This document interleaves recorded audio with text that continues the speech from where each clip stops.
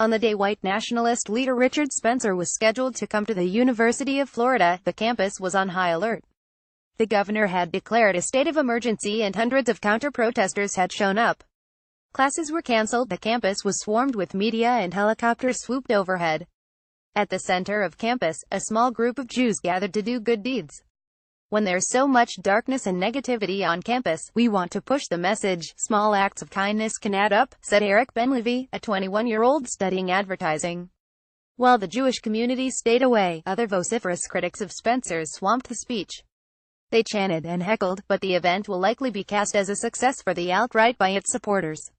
As they see it, the more resistance Spencer and his ilk get, the better. They feed off it. The alt-right is built on its relationship with opponents, said Chip Burlett, an independent researcher and author of Right-Wing Populism in America Too Close for Comfort. They see themselves as beleaguered heroes facing off against the establishment. Hundreds of police officers showed up, creating an overwhelming security presence that included helicopters and officers stationed on rooftops, NBC reported. Authorities announced only one arrest, that of a man they described as a security guard hired by the media, for carrying a firearm on campus. The only apparent violence happened when a man with swastikas on his shirt was punched outside. As the police strained to keep the peace, Ben-Levy joined a handful of Jewish students and a rabbi from Chabad as part of what they called the Good Deed Marathon. They set up a booth at the center of campus and asked passers-by to write their name and pledge to do any sort of good deed, from donating blood to simply calling their grandmother. "We aren't going to stop practicing our Judaism," Ben-Levy said. A Jewish gator having a blast at the Good Deed Marathon. Do good stuff together. Epic.twitter.com Milk7CQ. Tyler Elman at Elman Tyler. October 19, 2017. The campaign was just one way. The school's roughly 6,000 Jewish students responded to Spencer's controversial appearance. The Chabad Center also ramped up security and increased their hours of operation. Jewish sororities and fraternities on campus were on high alert, with some shuttering entirely. Hillel organized a series of events to coincide with the speech, including an educational talk about anti-Semitism and a solidarity Shabbat to be held Friday. Jews in the area had reason to be alarmed. Neo-Nazi provocateur Andrew Anglin, the publisher of the website The Daily Stormer, posted the address of the campus Chabad house and urged his followers to target Jews and blacks in the area with a flash mob.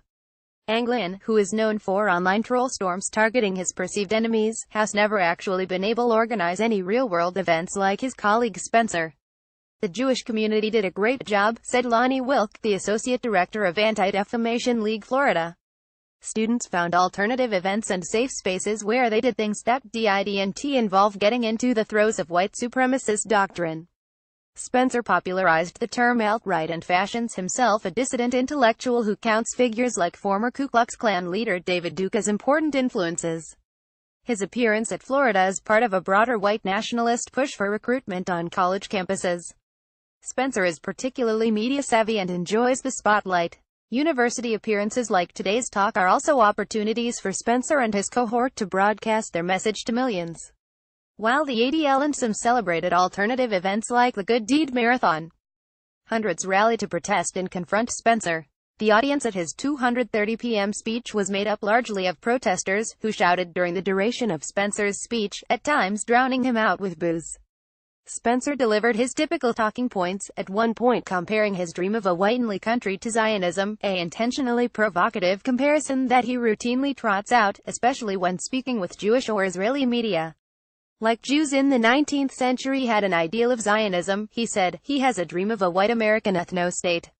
Alt-right figurehead, white supremacist Richard Spencer plans college tour. Sam Kessenbaum, January 24, 2017. Email Sam Kessenbaum at kessenbaum@forward.com and follow him on Twitter at @Kessenbaum.